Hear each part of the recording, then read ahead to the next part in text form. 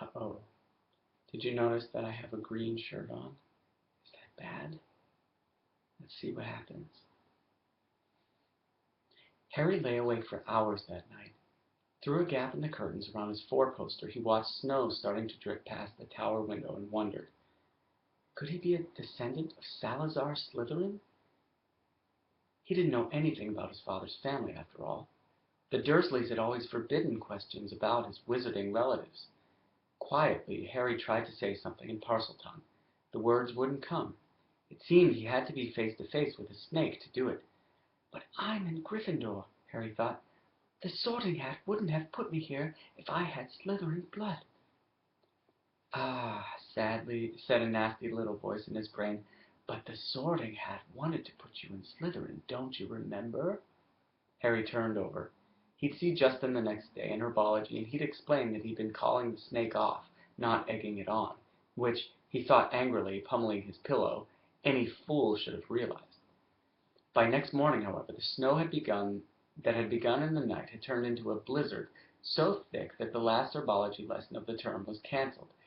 Professor Sprout wanted to fit socks and scarves on the mandrakes, a tricky operation she would entrust to no one else, now that it was so important for the mandrakes to grow quickly and revive Mrs. Norris and Colin Creevey. Harry fretted about this next to the fire in the Gryffindor common room, while Ron and Hermione used their time off to play a game of wizard chess. "For heaven's sake, Harry," said Hermione, exasperated, as one of Ron's bishops wrestled her knight off its horse and dragged him off the board, "go and find Justin if it's so important to you." So Harry got up and left through the portrait hole, wondering where Justin might be. The castle was darker than it usually was in the daytime because of the thick, swirling gray snow at every window. Shivering, Harry walked past classrooms where lessons were taking place, catching snatches of what was happening within. Professor McGonagall was shouting at someone who, by the sound of it, had turned his friend into a badger.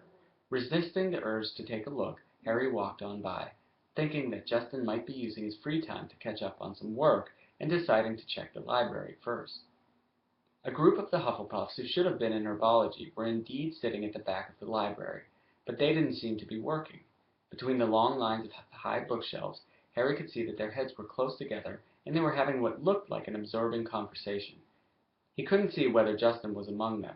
He was walking toward them when something of what they were saying met his ears, and he paused to listen, hidden in the invisibility section. "So, anyway," a stout boy was saying, "I told Justin to hide up in our dormitory.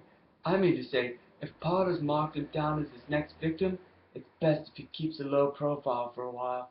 Of course, Justin's been waiting for something like this to happen ever since he let slip to Potter he was Muggle-born. Justin actually told him he'd been down for Eton. That's not the kind of thing you'd bandy about with Slytherin's heir on the loose, is it?" "You definitely think it is Potter, then, Ernie?" said a girl with blonde pigtails anxiously. "Hannah," said the stout boy solemnly, "he's a Parselmouth. Everyone knows that's the mark of a dark wizard. Have you ever heard of a decent one who could talk to snakes? They called Slytherin himself Serpent Tongue." There was some heavy murmuring at this, and Ernie went on. "Remember what was written on the wall? Enemies of the heir beware. Potter had some sort of run-in with Filch. Next thing we know, Filch's cat was attacked. That first year, Creevey was annoying Potter at the Quidditch match, taking pictures of him while he was lying in the mud. Next thing we know, Creevey's been attacked." "He always seems so nice, though," said Hannah uncertainly. "And, well, he's the one who made you-know-who disappear. He can't be all bad, can he?" Ernie lowered his voice mysteriously.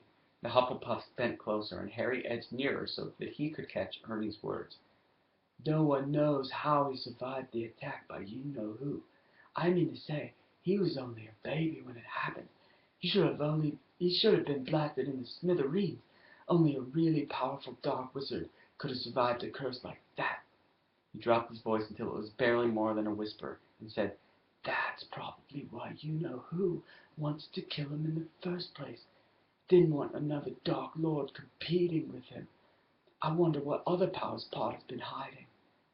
Harry couldn't take any more. Clearing his throat loudly, he stepped out from behind the bookshelves.